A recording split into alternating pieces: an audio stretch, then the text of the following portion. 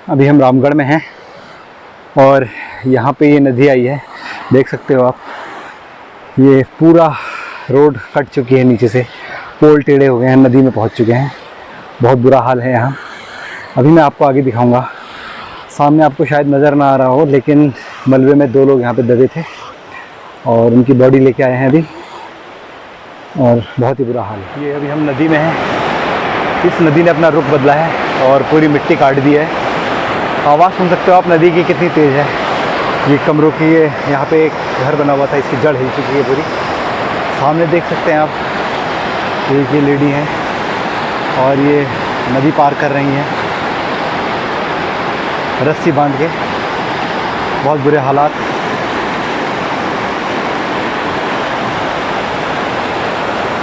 मैं दिखाऊं आपको ये नदी, ये सामने मकान, और इस मकान के नीचे एक गोदाम था, वो बह गया है। इसको पूरी जड़ खाली हो चुकी है, सब कुछ तबाह हो। देखिए जब ये फ्लड आया होगा तो क्या हाल रहा होगा। ये पूरे के पूरे लिंटर गायब हो गए हैं। सारा फ्लड आके यहाँ पर पहले दुकान हुआ करती थी और पूरी घास भर गई है इसके अंदर। मतलब नीचे से पूरे बुनियाद खाली हो गई है, सिर्फ हवा में ये कमरा मकान लटक रहा है। लेंटर टूट चुका है, नदी का यहाँ पे खाड़ हो गया है, बिल्कुल फट चुका है सब। और ये नदी, ये शनि मंदिर के हालात किस तरह से हैं, कीचड़ भरा है, देख सकते हो आप। मतलब पूरे मंदिर में कीचड़ ही कीचड़ हुआ है, पूरा मलबा इधर ही आया है, लेकिन मंदिर को कोई नुकसान नहीं हुआ। पूरा फ्लड है, ऊपर से बहता हुआ आया है और पूरा मोहना खोल दिया है। मतलब कितना चौड़ा ये मोहना है, अभी मैं आपको दिखाऊंगा। ये थोड़ा यहाँ पर है, थोड़ा आगे आया हुआ है, और मतलब कुछ कल्पना नहीं की जा सकती। जब ये आया होगा तो इसका मंजर क्या रहा होगा, लोगों पर क्या बीती होगी। दूर आ गया हूँ। मैंने पीछे आपको दिखाया था, ऊपर से कहीं से ये नदी फटी है। आधा इधर आया है, आधा उधर है, और इसकी चौड़ाई देख सकते हैं आप, कितनी ज़्यादा चौड़ाई है। क्या मंजर रहा होगा, इतने बड़े बड़े पत्थर, इतना मलबा ये बह के आया है। ये सामने आप मकान देखेंगे, इसमें आके ये भरा है, और इसके साइडों की दीवार खाली हो चुकी है। इन मकानों में दुकानें हैं आगे से, और सब मलबा भरा पड़ा हुआ है। अब देखिए इस नदी का फोर्स क्या रहा होगा। यहाँ के जो रहने वाले लोग हैं, उन्होंने ये बल्लियाँ अटका रखी हैं यहाँ पर, और पूरा ये नदी जैसी पूरी इसके बीच से बह के गई है। सारा गायब हो गया है जितना भी यहाँ पे रहा होगा। और ये पीछे देखिए पूरी दीवारें फोड़ दी हैं पानी ने। ये टीन लगा के यहाँ पे लोगों ने रोका हुआ है इसको। फ्लड के हालात बहुत ही बुरे हैं। हाँ, ये सामने देख सकते हैं आप, बिल्कुल जीर्ण शीर्ण हो चुका है सब। ये दुकानों में सब सामान था, ये बाहर है, और मलबा ये देखिए सब टूटे हुए, सब बह गया है। लोग परेशान, बेहाल। जब रात में ये फ्लड आया होगा, पीछे के रास्ते भागे कुछ नहीं, पीछे के रास्ते बता रहे हैं दाजू। मैं ज़रा बात करना चाहूँगा। दाजू जब ये फ्लड आया तब कैसा रहा यहाँ पर, मतलब क्या स्थिति थी? पहले जैसी हो गई है, तो ऐसा है एकदम। पहले उधर वाली साइड से आया, पहले मंदिर की साइड में जो दुकान है राजू भंडार वालों की, प्रदीप वो बीज जी की, वहाँ से आया, और जिस स्पीड में आया उनका शटर वगैरह तोड़ के, फिर कुछ दिखाई नहीं दिया हम लोगों को भागने के अलावा कोई ऑप्शन, कोई रास्ता ही नहीं सूझा। यहाँ पे जान माल की भी कोई हानि हुई है? नहीं, यहाँ पर तो नहीं हुई है जान माल की, लेकिन हमारे ऊपर गांव में और आगे गांव में बहुत जान माल की हानि हुई है। कुछ लोग दब गए हैं। एक तो अभी एट प्रेजेंट घाट पे लेके आए हैं किसी डालाकुटी के परिवार से, कोई ऊपर जमरानी में कोई। तो प्रशासन ने यहाँ पे कुछ किया? प्रशासन अभी तो कोई नहीं आए हैं। वहाँ तक आए थे, उधर से इधर नहीं आ पाए बस। अच्छा, इतनी जहमत नहीं उठाई गई कि यहाँ पर भी आके देखा जाए? कुछ नहीं सर, लोग पार कर रहे हैं। जहमत जिसको ज़रूरत है वो तो पार ही कर रहा है ना। कर ही रहा है, लेकिन उनको आके देखना चाहिए थे। नहीं, SDM साहब आए थे, उनकी तारीफ़ करनी पड़ेगी। वो क्रॉस करके आए थे, पुलिस वाले आए थे क्रॉस करके, NDRF की टीम आई, लेकिन बाकी लोगों ने जहमत अभी तक नहीं उठाई है। ये देखिए आप, जीर्ण हो चुके हैं मकान पूरे। इतना चौड़ा ये फ्लड रहा होगा जब सामने से आया है। मकान ध्वस्त हो चुके हैं पूरे। और ये रास्ता नदी ने इतना चौड़ा मुंह बनाया है, सब बह गया है, सब कुछ बह चुका है। देख सकते हो आप, ये नदी में पिलर खड़े हुए हैं और मुझे लगता है कि कहीं ना कहीं हम ही इसके ज़िम्मेदार हैं। जब हम इतना फ्लड आया हुआ है, नदी है ये पूरी और नदी के ऊपर हम बनाएंगे तो कहीं ना कहीं उसके ज़िम्मेदार हम खुद होंगे। और प्रकृति तो अपना रूप दिखाती रहती है, चेतावनी भी देती रहती है। अब से कुछ दिनों पहले ही यहाँ पर हल्का फ्लड आया था, उसने बता दिया था कि सावधान हो जाओ, बट हम नहीं समझे और ये स्थिति उसी की देन है। ये सामने घर देख सकते हैं आप, और मिट्टी यहाँ पे आ चुकी है, भरा हुआ था यहाँ, और इसी का ये देखिए दीवार बह गई है, आधा रह गया है ये। अभी हमारे साथ विवेकानंद जी हैं जो कि निरंजनी अखाड़े से मुझे मैं अखाड़े से हैं, और यहाँ पर शनि मंदिर में आप कितने सालों से हैं सर? मैं 4 साल से यहाँ गत रह रहा हूँ, निवास कर रहा हूँ। तो इस फ्लड के बारे में बताइए कि मतलब ये आपका तो आंखों देखा मंजर रहा। आंखों देखा मंजर, और इस मंजर के इसके साथ में संघर्ष भी करता रहा। बात है ये 19 तारीख की रात की। 8 बजे मेरे सेवक लोग मुझे भोजन बना करके गए, और 2 घंटे बाद उनके फ़ोन आने चालू हो गए कि महाराज आपके मंदिर के दोनों साइड से जो है ये एक फ्लड जो है आ गया है, रस्सी बांध करके हम आपको निकाल लेते हैं, आप बाहर आ जाओ। तो मेरे मन में ये मंशा जागी कि ये मंदिर है, यहाँ कहाँ क्या होना है, क्योंकि अभी पीछे जो है 2013 की आपदा में देख चुका था, केदारनाथ वाली, तो उस समय भी मैं वहीं था, तो केदारनाथ में, तो वो आपदा मेरी देखी हुई थी। तो मैंने कहा जो जहाँ बैठा है वहीं उसको स्टिल हो जाना चाहिए। तो मैं इसी कमरे में जहाँ आप देख रहे हैं यहीं बैठा हुआ था।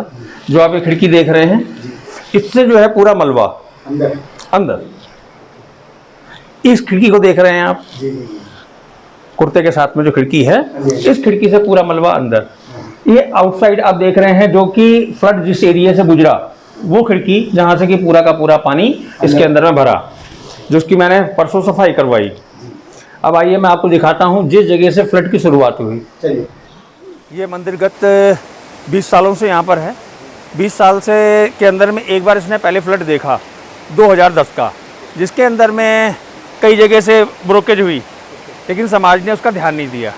फिर भी जो है लोग अपनी बिल्डिंगें बनाते रहे। बाबा जी, मुझे ऐसा लगता है कि जो मकान आगे फ्लड की चपेट में आए तो बिल्कुल नदी के मुहाने पर। एक्चुअली इस नदी का जो मेजरमेंट है वो 21 मीटर डायग्राम है, और आप ये देख सकते हैं कि प्रेजेंट टाइम में यहाँ से पानी निकलने का साधन क्या और कितने मीटर का है, आप खुद देख सकते हैं। नियर अबाउट 5 मीटर, जिसको 21 मीटर कहा जाता है वो 5 मीटर, यानी मीटर को फुट में कन्वर्ट करके सरकार के साथ में जो है, ठीक है, एक क्रिएटिविटी की गई, ठीक है, जिसका खामियाजा यहाँ की जनता ने भुगता। और सरकार ही ऐसी कमियाँ आज से नहीं, जब से देश आज़ाद हुआ, पुल तो आते हैं बड़े बड़े मीटरों के, ठीक है, लेकिन वो नक्शे में सिर्फ नक्शेबाजी है और कुछ नहीं है। और ये जो फ्लड है, इसका मेन रीज़न है पर्वतों के ऊपर खनन। पर्वतों के ऊपर में बाहर से आए हुए पर्यटक, जो कि उन्होंने वहाँ पर रिसोर्ट्स बनाए हैं और कॉटेज बना करके वहाँ निर्वाह कर रहे हैं, सब वहीं डाल दिया गया। ये गत 2010 से ये सिलसिला चलता रहा, और इन 2010 से जो सिलसिला चला कि थमने का नाम नहीं ले रहा था। मैं तो फिलहाल यहाँ 4 साल से आया, इतना मनोरम वादी थी, ऐसी घाटी कि जिसकी सुंदरता का मैं बखान नहीं कर सकता। मैंने देश का कोना कोना देखा, कश्मीर देखा, सब कुछ देखा, लेकिन एक कुमाऊँ की धरती जो है मुझे इतनी ललायत करती थी कि मैं यहाँ से कभी छोड़ के नहीं जाऊँगा। पलायन को मैं पहले सोचता था कि लोग मूर्ख हैं यहाँ के जो पलायन करते हैं, लेकिन आज मुझे लग रहा है कि मूर्ख वो नहीं है, मूर्ख उनकी लालच है। जिस लालच के अभाव में आज वो उन्होंने इस दिन को देखा। आइए मैं दिखाता हूँ ये मंदिर के बारे में मैं बताऊँ कि इस मंदिर के ऊपर लोगों की ऐसी आस्था है कि मंदिर का एक ईंट का कोना तक नहीं हिला।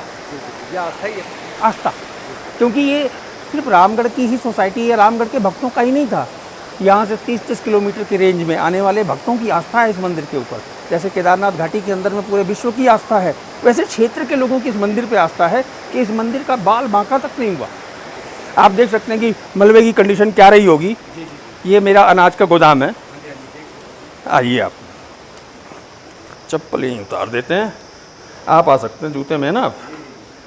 तो आप ये देखिए आप पैर पूरे धंस रहे हैं बाबा जी के, और पूरा मिट्टी भरी पड़ी है इसमें। आप ये देख सकते हैं। वो मलबा ये जो आप सामने खिड़की देख रहे हाँ। हैं, इनसे मलबा अंदर आया है। जबकि ये मलबा यहाँ से 15-15 फुट नीचे हुआ करता था।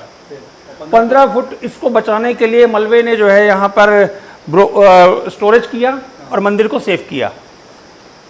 आप देख सकते हैं यहाँ भगवान वैसे ही विराजमान है, उनकी कोई क्षति नहीं हुई है। लेकिन ये देख सकते हैं यहाँ की मरम्मत के लिए मैं सीमेंट लेके आया था, पूरी मेरी सीमेंट जम गई। अनाज का गोदाम मेरा उधर है, उसके अंदर में पूरे में पानी भरा हुआ है। बिस्तर सारे आप देख सकते हैं किस हालात में पहुँच गए हैं। मैं तो समझता हूँ ये मानवकृत आपदा ज़्यादा लग रही है मेरे को। हाँ, इसको तो यही कहा जाएगा। पर्वत श्रृंखला के अंदर में कभी भी जो मकानों का डायग्राम होता था, वो आपने देखा होगा 2 मकान, 4 मकान, 5 मकान ही होते थे। दूसरे तो ये तो कुल मिलाकर के हमें पहाड़ों पे एक दूसरे से दूसरे के घर में भी जाना होता था, कैंची कटिंग टाइप की चढ़ाइयाँ होती थी, तो उसके अंदर में कोई दिक्कत नहीं होती थी। लेकिन लोगों ने जब से बस्ती, मोहल्ले और मतलब एक तरीके की सिटी बनानी चालू कर दी, जीवन को पहाड़ के हिसाब से न ढाल के शहरों के हिसाब से ढालना जब से चालू कर दिया, तब से इन आपदाओं का मुंह देखना पड़ेगा। ये यही नहीं, कश्मीर घाटी का भी यही हाल था। उन्होंने कभी सोचा नहीं होगा कि कश्मीर घाटी में भी फ्लड आएगा, लेकिन आपके सामने हुआ कश्मीर घाटी में। ये कुमाऊं के अंदर में तो, इस रामगढ़ ब्लॉक में तो किसी ने, जो 80 साल के बुढ़े हैं, मेरा उनसे पूछना हुआ तो उन्होंने भी कहा कि ना महाराज, हमने इस तरह का फ्लड तो देखा ही नहीं। लेकिन मेरे लिए कोई नई बात नहीं थी। मैं उस दिन पूरी रात अंदर बैठा रहा, मेरी कमर के ऊपर से पानी जा रहा था, लेकिन मेरी आस्था परमात्मा में लगी हुई थी कि मेरे मंदिर की एक ईंट तक को कुछ भी खरोच नहीं आया। आप देख सकते हैं मंदिर का किनारा दिखाता हूँ मैं आपको। इसी नदी के साथ से ही नदी बहती थी, पूरा फ्लड यहीं से बहता था। मेरे को क्या लगता है ना महाराज जी, हाँ, कि प्रकृति ने अपनी चेतावनी कुछ दिनों पहले दी थी। 2010 में दी थी। 10 से पहले, अभी मेरे को 1 हफ्ता करीब या 2 हफ्ते पहले, जब यहाँ पे ऊपर की साइड यस, उस समय मेरे पास, हाँ मुझे याद आ गया, चुनौती दे दी थी मेरे पास उस समय जो है एक फिल्म के डायरेक्टर आए हुए थे, प्रभु डी डॉस, जो कि एक मिलेनियर हैं। उन्होंने कहा मैं साधना करना चाहता हूँ महाराज, तो वो यहाँ मेरे पास में 21 दिन के लिए रुके हुए थे। उनके सामने भी ऐसा ही फ्लड आया था, क्योंकि आप पुल देख सकते हैं, इस पुल को टच होकर के पानी निकल रहा था। तो इस पुल को जब टच होकर पानी निकल रहा था, और इस पुल की गहराई कम से कम 9 फुट 10 फुट है, जो कि आज घट करके सिर्फ 4 फुट रह गई है, क्योंकि मलबे ने जो है अपनी जगह पूरी कवर कर ली है उसके अंदर में। तो मैं ये दिखाना चाह रहा था आपको कि मेरे मंदिर का कहीं नुकसान क्यों नहीं हुआ। आप देख सकते हैं बिल्कुल किनारा है ये।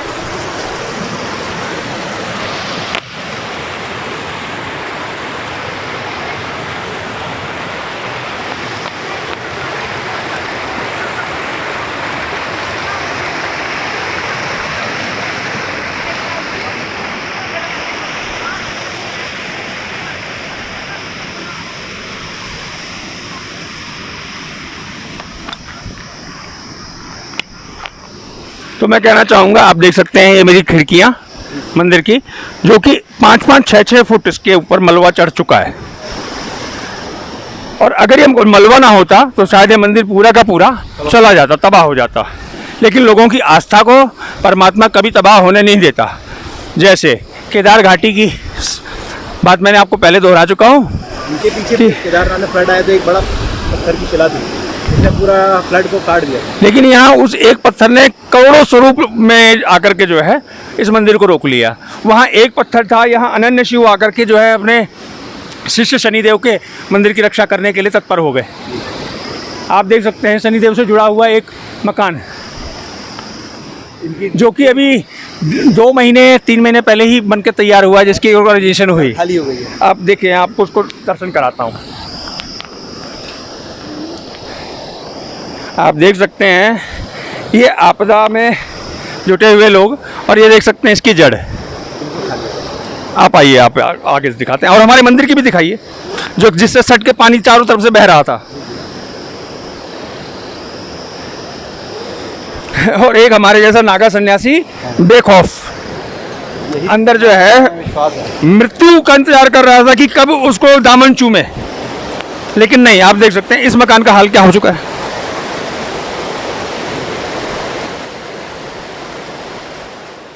इसे प्रकृति का प्रकोप कहें या भक्ति की शक्ति। एक तरफ इतना भीषण जल सैलाब, जिसने ना जाने कितनी जिंदगी को तबाह कर दिया, और एक तरफ शनिदेव का यह मंदिर, जिसका इस भीषण आपदा में भी बाल बाका नहीं हुआ। सच कहें तो यह सिर्फ आपदा नहीं, बल्कि प्रकृति के द्वारा बार बार दी जाने वाली चेतावनी है कि अगर मेरे साथ खिलवाड़ करोगे तो तुम भी नहीं बचोगे। मनुष्य अपने स्वार्थ और हमेशा आगे बढ़ने के लालच में प्रकृति के साथ साथ अपने भविष्य के साथ खिलवाड़ करते हैं। अगर हम अभी भी नहीं जागे और कोई ठोस कदम नहीं उठाया तो आगे बढ़ने के लालच में आगे बढ़ते बढ़ते एक दिन ऐसी जगह पहुंच जाएंगे जहां से आगे कुछ नहीं होगा, एक शून्य, एक विराम और कुछ नहीं।